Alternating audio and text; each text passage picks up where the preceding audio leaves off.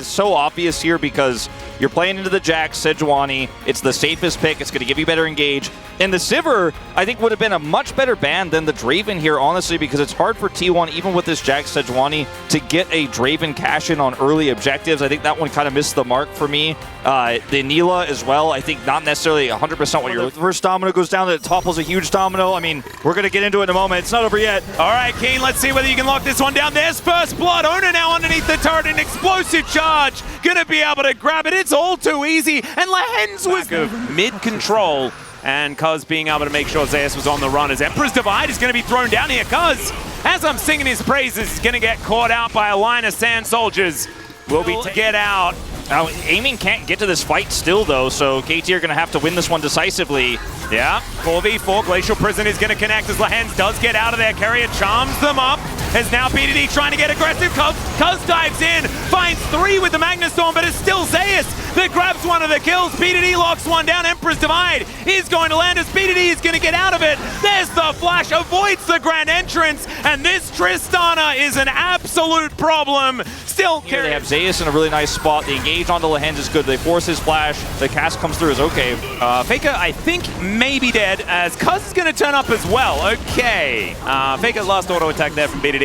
That'll do it, and that will probably also get KT. A Rift Herald will make plays everywhere on the map. That's why he picked up MVP and Faker with no defensive sums. Take 2, as a Magnus Storm is going to be here, so it's 2 versus 1. So very different scenario, and Aiming is going to collect himself his first kill. I can't even keep up duck here, and it's just like this goon squad here that Cuz is running for KT, just running around the map, constantly finding picks, and T like that. The Crown, I feel like, is not super great here. Well, we'll see how it does at this particular moment. Emperor's Divide is going to throw Cuz away. He's going to flash, and now Faker, he's looking for Cuz. The crash down is going to give him the shield, and now BDD is dancing after the rest of T1. A beautiful cask, and Keen is going to deliver the board to Aiming.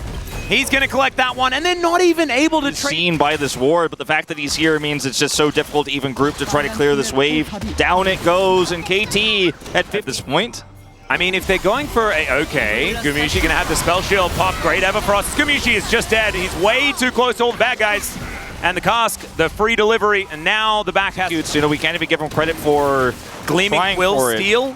I don't think so. They're like, they know he's gone too. They're like, he hasn't shown for a while. He might be lurking around. They've kind of searched for him a few times. It's like, okay, he's back there hiding because he wasn't supporting Guma when we picked him mid. All right, but finally it has actually paid off. There you go. As I guess it was Zeus in the end, but I mean, look, I don't know. You could start this Baron up without a pick yet at this point as KT Rolster here. I mean, they're just, their item lead is so massive with their 2 item spikes on both of these AD carries. They're going to start up a fight here as the hook is going to connect. Ona just explodes, and BDD going to lock down that kill. And now, without a jungler, it's going to become a lot more difficult. Bounty Gold here does have teleport. He's going to use it. Well, teleport is going to come in. Okay, there's the quickness into the backline. Emperor's Divide finds many as Keen's trying to get out of there. The Baron is going to be secured by Cuz as Aiming ults, but he's 1 versus 3 is what it feels like. Now he's going to be able to skate his now. Can't stand anywhere near this inner turret that's going to go down. 1 remaining inner on the map. Just kind of do it with impunity. There's now Infernal Soul on the table for KT. They have so much more money. Zeus does have a flank angle, but let's see whether the smite is going to be good. It's a Narnian Glacial Prison, but can they actually win the team fight? There's the Magnus Storm.